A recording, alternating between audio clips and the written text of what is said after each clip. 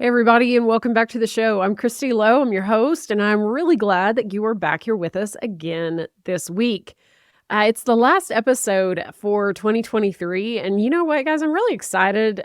This is just a Christmas holidays. I'm excited that we're at that place where our families are gonna hopefully be getting together, and my girl's gonna be home from college this week, and I'm ready to have all four of us under the same roof. And so I don't know where you are. I don't know what your life looks like, but I'm hoping that wherever this meets you, that the holidays are in full swing and that you are just enjoying this holiday season. I just want to go ahead and say something, especially to my people who watch this on YouTube. This may look a little bit different for you guys who watch this on YouTube this week because I'm going to make a confession to you guys before we start today's episode. I feel like I need to make a confession. I'm not wearing any makeup today. My hair isn't done. I'm not wearing a cute outfit. I'm wearing sweatshirt and leggings. If I have on any mascara, it's last night's mascara. Washed my face, but I don't know if the mascara is all gone. I'm doing this with my legs crossed, no shoes, in my desk, and I have turned the camera so that I can't see myself. I want to tell you something. Like when I record these episodes, typically the way I do it is I record them on Zoom, and then we upload them into an audio file for the podcast, and then we upload it into a video file for our YouTube channel. Well, when we started doing the video components of this, and I started recording video stuff earlier this spring, summer, that's when they started coming out. And what started to grow in me was this concern for what I look like and how I'm presenting myself whenever I'm talking. And do I have to look at my notes whenever when we're on camera? And it doesn't typically bother me when I have a guest on the show because I'm looking at the screen and I'm looking at them. And so I'm focused on them. But when it's just me, like today's episode is, I've noticed how much pressure I'm putting on myself to look good, to make sure that it's, perfect, for lack of a better word. And it was really starting to weigh on me. And it was really starting to affect a lot of the ways that I was going about recording solo episodes. And I was getting to the point where I didn't even want to record solo episodes like this because I have been so caught up in what it looks like, okay, for my YouTube people. And so this morning, I'm about to start going to get ready to go do this episode. And I want to preface this actually by saying that I have tried twice this week to record this episode. And I would get about 10 or 15 minutes into recording it, and then I would get distracted by something that I saw on camera, or I would start thinking about something I could see in myself. And it was every time I could see myself, something about it just it would mess with me. And so when I was getting ready this morning, I'd had some time with the Lord, for really just a wonderful time with the Lord this morning. And then I felt him prompt me to just put it where I can't see the camera. So it's still recording. I know that the video is still recording. I checked that before I got going entirely. But now I can't see myself. And so if you're watching this on YouTube, there's a chance that today may look a little bit different because what you're probably used to is me wearing a cutesy little shirt, and my hair's probably done, and I have on lipstick or whatever. Today, I have decided that I'm going to wear the sweatshirt I was wearing. I'm not going to do my makeup. I'm just going to sit. I've been sitting with the Lord, and I'm just going to let that conversation continue out of the overflow and the extension of that, and try to not get wrapped up in what it all looks like on a stupid camera. because I think sometimes we just get so wrapped up in what it looks like and the outward appearance that we focus on that more than we do what we're hearing and what God's speaking into our lives. And I can already feel a difference in me just right now. It's a little weird, just to be honest with you, that I can't see myself. But what I do think is that as we go through our conversation today, I think it's going to be me being more able to look toward Him and not get distracted with myself. And so I think that that's a word that just goes out further than just this conversation. I think that so many of us get tripped up on ourselves when this is really just about Jesus. At this time of year, it's all about Jesus. Every day, really, it's supposed to be about Him. And so just raw and vulnerable moment there today. And the funny thing is the conversation we're having today, I'll tie it in. The title of our episode today is that it's never too late. And I wonder if you or any of you have ever just thought to yourself in any kind of capacity, I just think it's too late for me. And maybe it's, you thought about going to school and then, you got older, you got a job and a family and you just thought, nah, it's too late for me to go back. Or, maybe it's something about, your spirituality within yourself. Like you've never really done Bible study, or you've never had a quiet time, or you've never been one that went to church regularly. You've never been, that person that really had a deep faith. Maybe you thought to yourself, it's probably just too late for me for that. I don't know if you're like me. There have been points in my life where I have thought, I've never been, this is me talking. I have never been the one who loves to work out. I was an athlete in high school and I went to college and actually majored in PE in biology, which is so humorous to me. But I've never loved working out. I've always been very self-conscious when I'm working out. And so there have been points in my life where I've just thought it's too late for me to be that kind of girl. Right? Well, true story. A couple of weeks ago, my family is going to love that I'm sharing this on the podcast because they have laughed with me, at me, yes, for 2 years. About back in 2021, so that was 2 years ago, we were at church and they started the promoting the Operation Christmas Child campaign that they did every year at the church. Well, we had done Operation Christmas Child for several years when my kids were little. If you don't know what Operation Christmas Child is, it's where you fill a shoebox with toys and goodies and necessities, and then I think it's Samaritan's Purse. If I'm wrong, if I'm wrong, forgive me. I think it's Samaritan's Purse. Anyways, they take the shoeboxes, they ship them overseas, and they give them to children as a Christmas gift. And it's a way to bless children who would not get a gift otherwise. And so I think it's a really neat program. I think it's really cool. We've done it for a long time. When our kids were little, we would get 2 shoeboxes and I'd let each kid pick the gender and the age range that they wanted to select gifts and items for. And we did that several times as a family. It's just a really neat thing. Well, 2 years ago, we're sitting in church and they start talking about it. And by this point, my kids are teenagers in high school and excuse me. And so I just grabbed one box and I ended up being the one that filled the shoebox that year.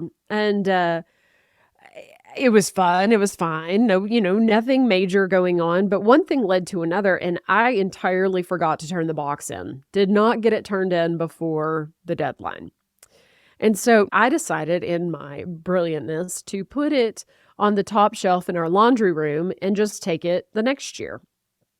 So 2022 rolls around, Christmas, Operation Christmas Child they start promoting it, and I'm like, "Yes, I've got it." And I I know the box is there, one thing leads to another, and you know what happens. I did not turn the box in, and the box sat there. So now, 2 years in a row, I did not get the box turned in. At this point, my family it's just outright heckling. I mean, let's just be real. It's one thing if you miss 1 year, you miss 2 years, and your family's like, "Are we just gonna leave the box up there forever? Are we gonna wait for the Operation Christmas Child to come to our house and pick it up?" I mean, like, what exactly is going on here? And anyways, so this year rolls around, and as you can imagine, my somewhat sarcastic family begins I mean, I'm telling you that the heckling this year was pretty righteous. Anyways, so we're at church. They start talking about this Operation Christmas Child, and I look down the row, and all three of my people down the row from me are laughing at me. I mean, because they're like, "Mom's not going to turn this in this year. There's no way." And so, the next week we get to church, I had forgotten it.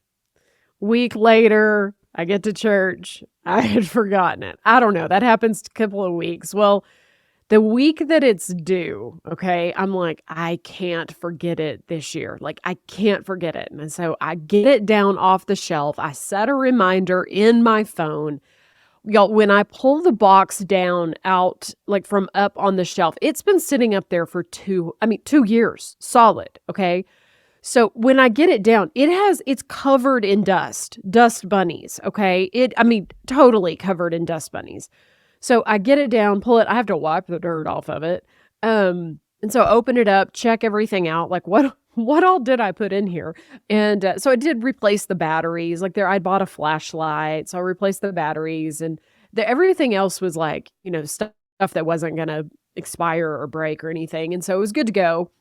It was a Saturday night before it was due. I went and I put the blasted box in our car. So that way, whenever we got in the car for church on Sunday, when I'm running around with my hair on fire trying to get out the door, so that I would not forget it. Well, we get in the car on Sunday, and y'all, I'm so proud of myself. I mean, I've got the box in my lap, and we're driving to church with the box in my lap, and I hear God whisper to me, "It's never too late." And kind of caught me in my throat, because how many times have we dropped the ball on things?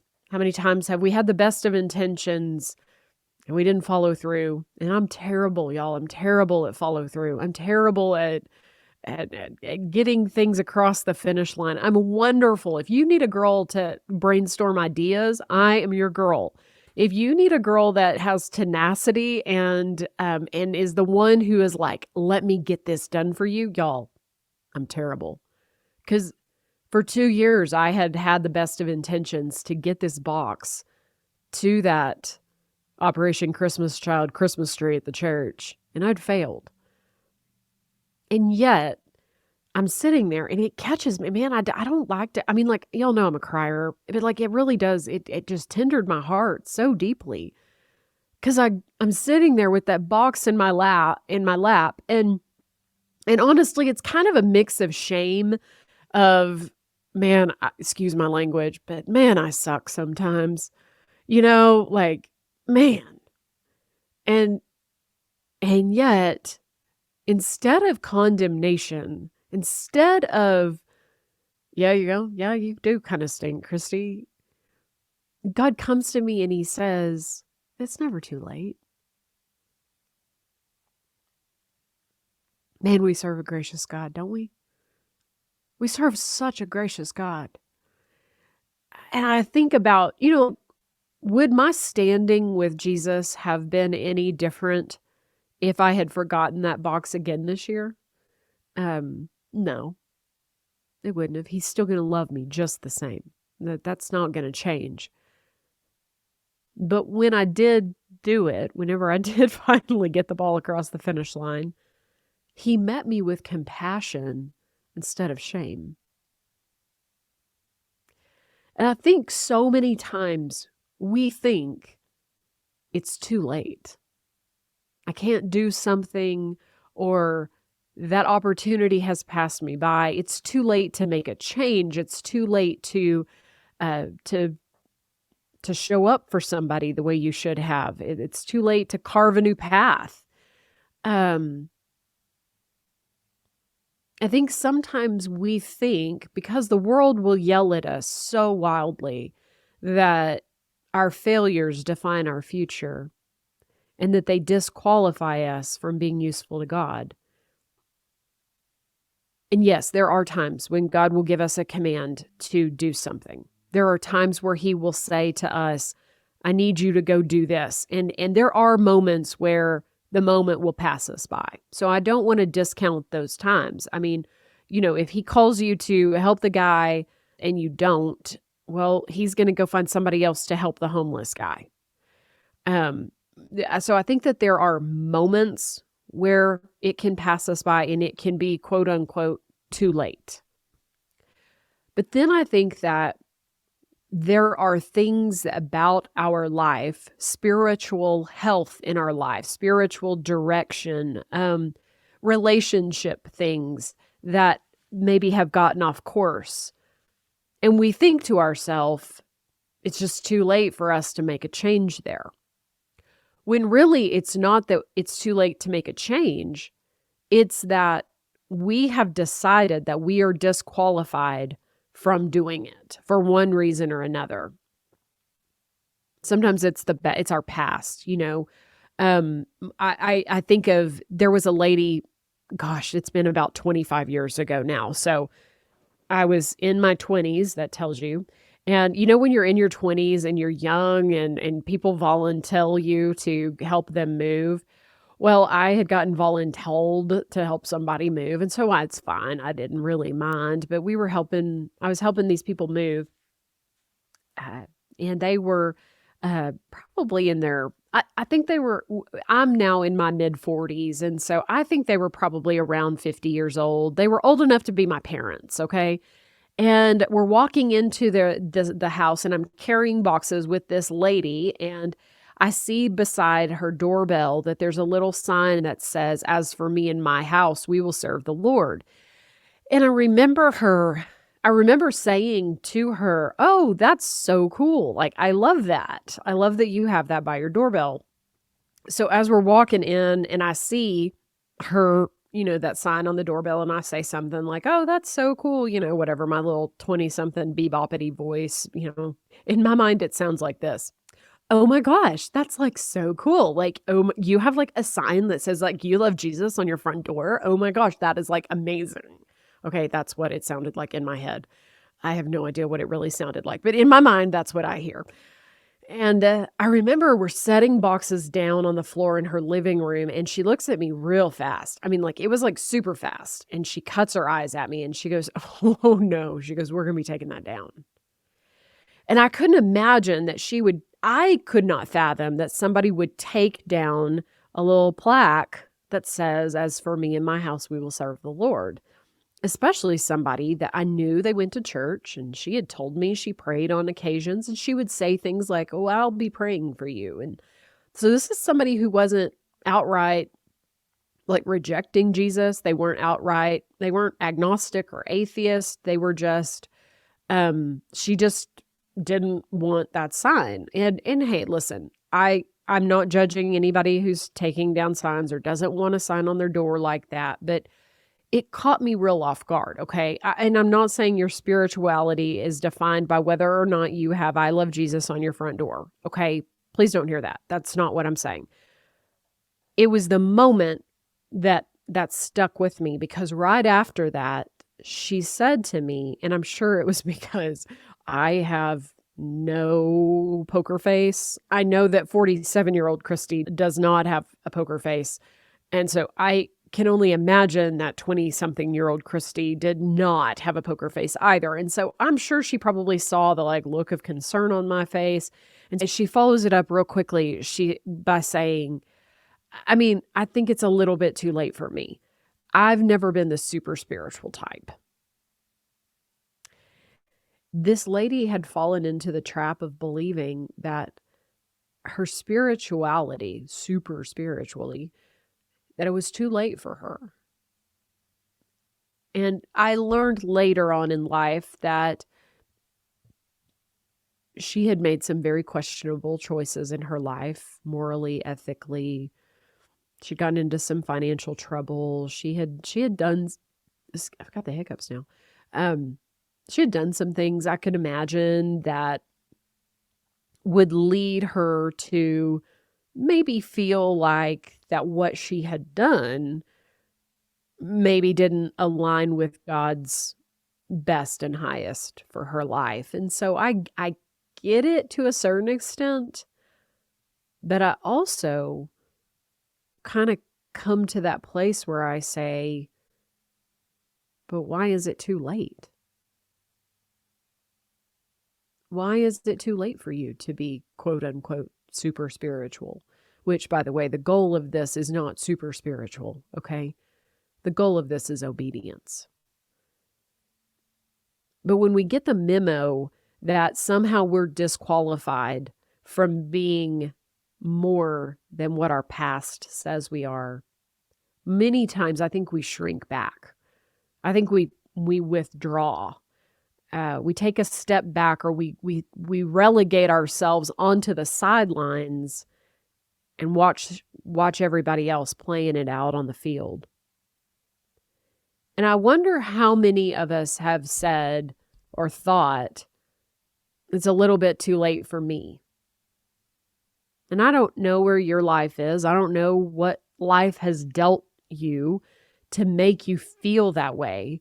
It could be a relationship. It could be that you have made decisions, or you have done drugs or alcohol, or you've been wrapped up in pornography for so long you wouldn't know what to do with your life without it for a day. Maybe you were addicted to, spending, and you have a spending habit that's out of control, and so you don't know financial freedom.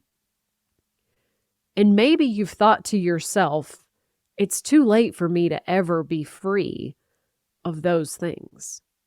It's too late for me to reconcile that relationship that is so, so broken. Am I speaking to anybody here today? Sometimes I'll just tell you, whenever you're doing a solo episode and you're not talking back to anybody, it's really hard because it's making perfect sense in my mind, and yet I don't know where it's hitting you where you are right now. And so I don't know what it is that you are thinking about that maybe it's just too late for you.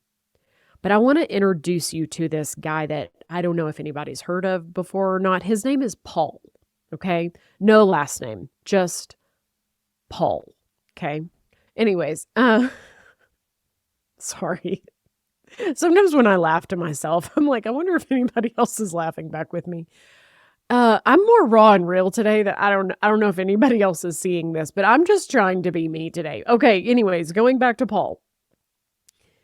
Paul is the guy who wrote the majority of the New Testament. I mean, if you were a church, the early church, you probably got a letter from Paul. The Corinthians, Timothy, he sent letters to Ephesians, and he wrote Romans. I mean, like, the dude was like, like the song in Hamilton, like, why do you write like you're running out of time? I mean, like, the OG version of that was like for Paul, okay? Does anybody know this, what I'm talking about, the Hamilton? Okay, anyways. I'm like, why do you write like you're running out of time? Okay, anyways, Paul was like a writing fool, okay, y'all? He wrote so many things, and he encouraged so many Christians in their faith, and reprimanded them and encouraged them. He did so much to help bring about the early church and strengthen the early church with the Gentiles. And he went on mission trips, oh my gosh, all over, when he was trying to plant and help spread the news of Jesus being the Messiah. But the thing that we a lot of times I think we forget about is that Paul was the guy who was persecuting the early church. If you go back and you read, I believe it's in Acts, where Stephen it's at the end of Matthew, where Stephen is stoned. He gets called before he gets put on trial for his faith, and he stands in faith and says, "Hey, listen, I believe that Jesus Christ was the Messiah. I believe he died and rose again." And they stoned him. They condemned him to death, and they stoned him. And Paul was there. He actually guarded the tunics and the clothes of the guys who were stoning Stephen. That's how involved he was in persecuting the early church. He would find people who had written letters about Jesus being the Messiah. He would go get them and bring them back and put them on trial and imprison them. He was entirely against the early church until God met him on the side of the road, blinded him, and showed him that he was entirely off base. And then Saul, God gave him a new name, Paul, began to take the word of the Lord to anybody who would listen. And so when I think of Paul, I think of if anybody could have said, I think it's a little too late for me. I've already done too much. I have been too bad. I have had people killed because of Jesus. He could have said, it is entirely too late for me to be of any use to God. And you see, I actually think this is where a lot of us get stuck, okay?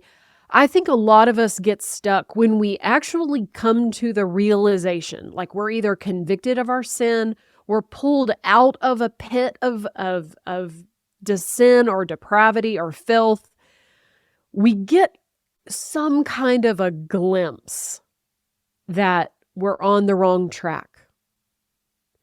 And instead of deciding to do what Paul did and completely turn and go and take his new name, his new identity, and say, what I did is in the past. Let's go give as many people Jesus as we can while we got days left on this earth.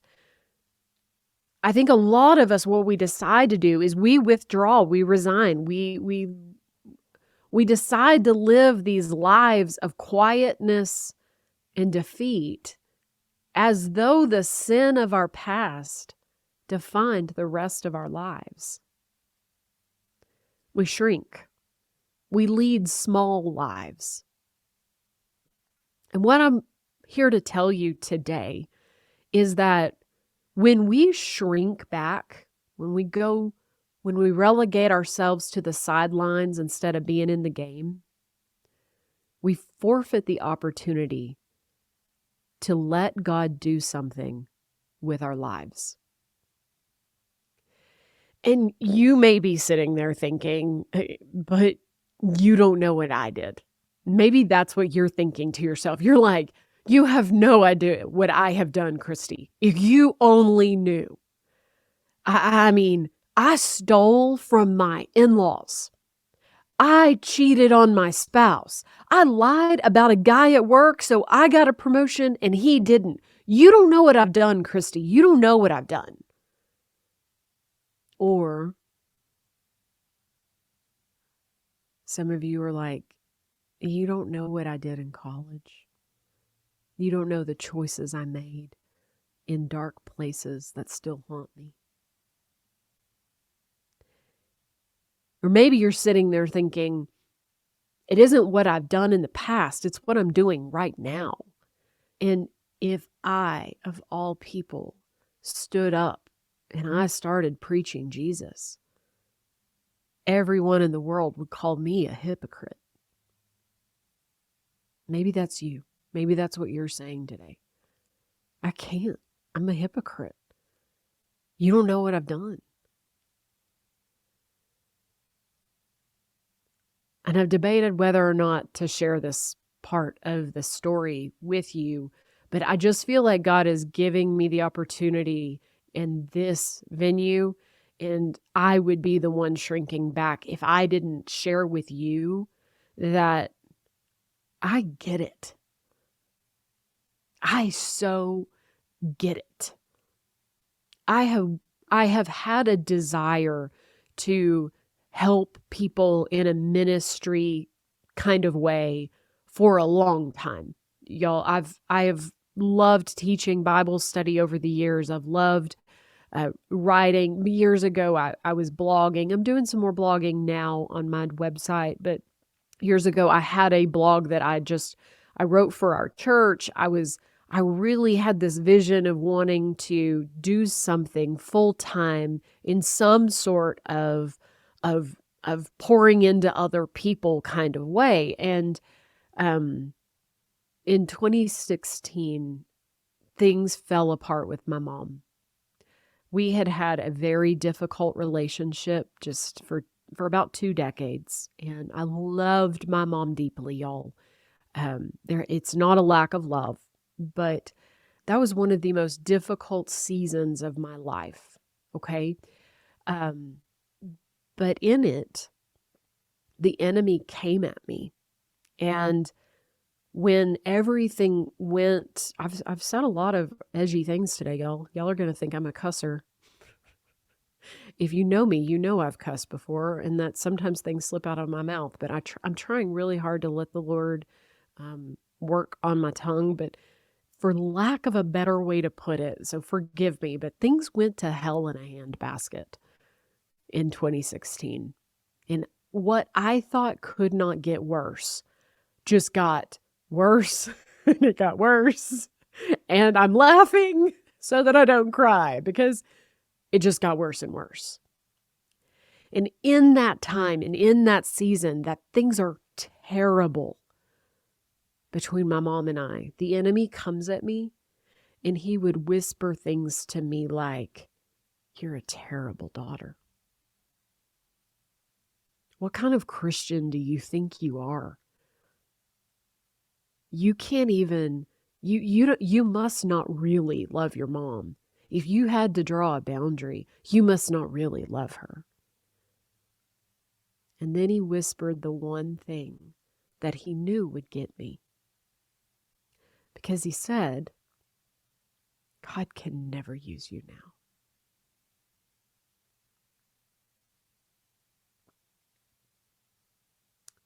And I believed him. I believed him, y'all. He wanted me to believe that I had gone too far to be used by God. He wanted me to believe that what I had done in drawing that boundary, that it had defined everything else in a way that had left me unusable. And that it was too late. It was too late for me. And when I believed him, some of you have listened to my story, and you know that I went into a really dark season of depression and using alcohol to numb myself. You know that side of me. Where that all began was when I believed that it was too late. Every bit of the darkness that came into my life after 2016 was because I began to listen to the enemy saying to me, "It's too late for you."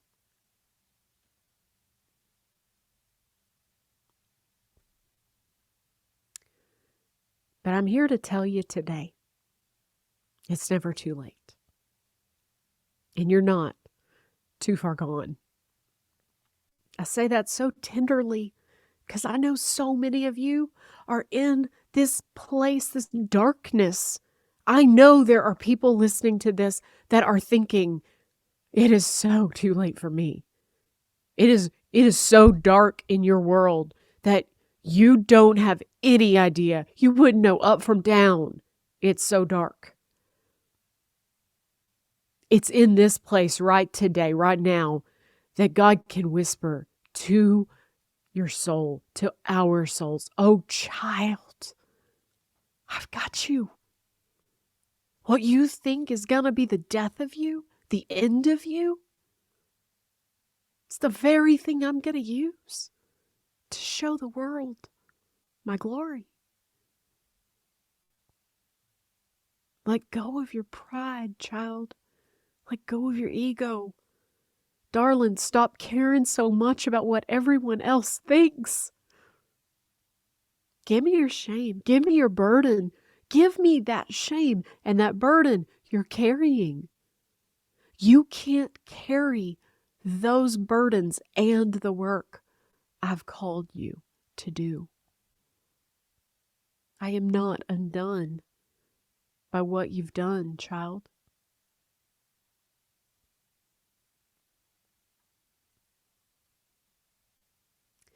Instead of thinking, it's too late for me, or I'm too far gone, I want to suggest that maybe you're right on time. What the world sees as too late, God says, perfect. I'm glad you're here. You know, sometimes I envision that He'll look at me and go, oh my gosh, we got work to do, child. Let's go. I love that he doesn't like he didn't with me in that box. He was like, perfect. I know exactly who I'm going to use to bless with that box. You know, that box I filled 2 years ago, the box that I put stuff in 2 years ago, y'all. God was like, perfect. You're right on time. No shame. You're right on time. I'm not undone by what you've done. I don't know if that's speaking to anybody else today, but that comes back to me a lot of times whenever I'm in these places. If we have life and breath in our lungs, if we have the moment before us, if it is still within our grasp to do what God has called us to do, then it is not too late. It's time to speak up. It's time to make amends.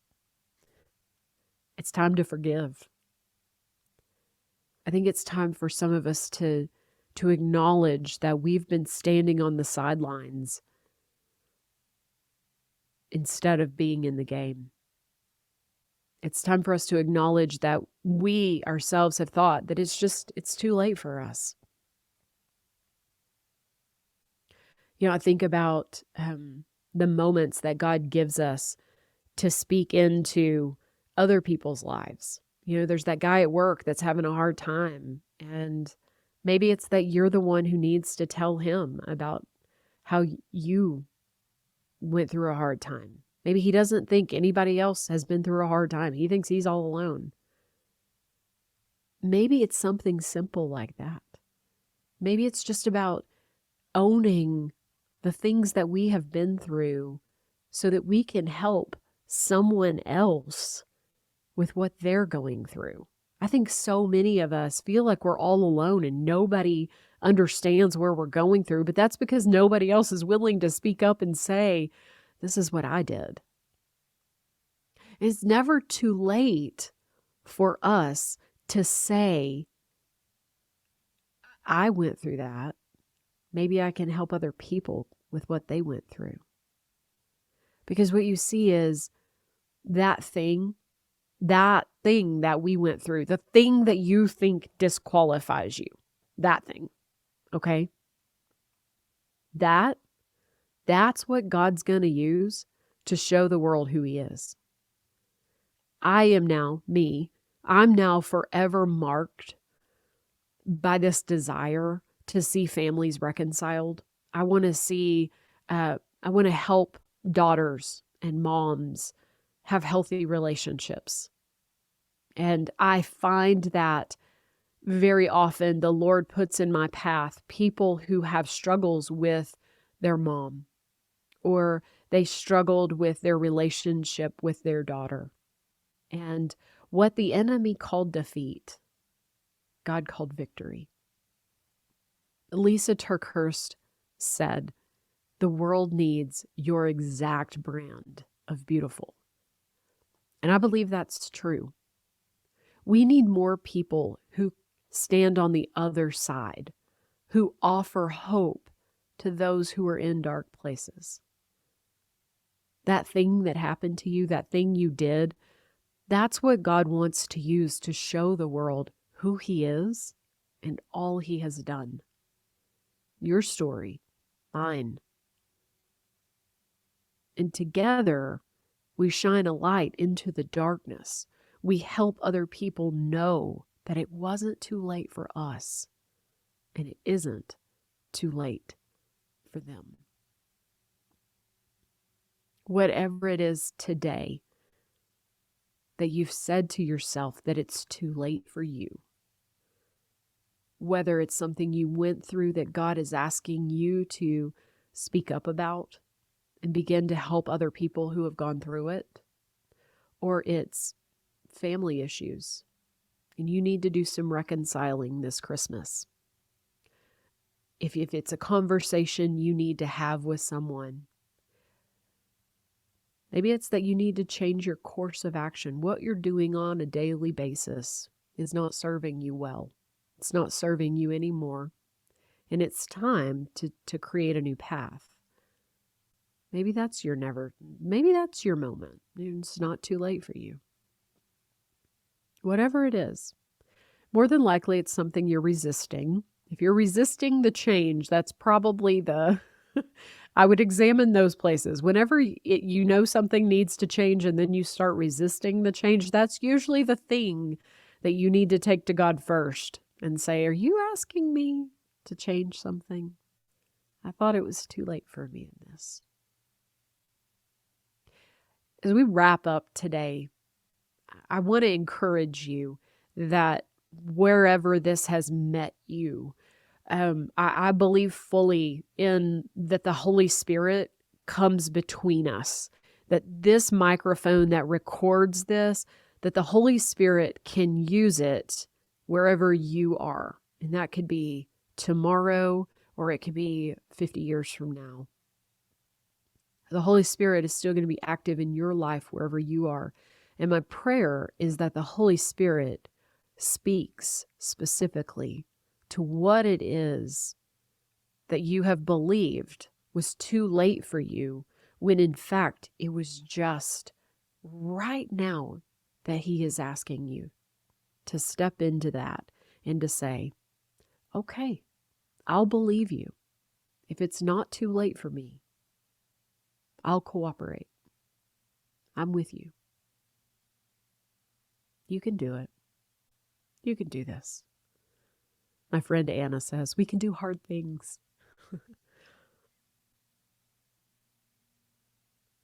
I love you guys.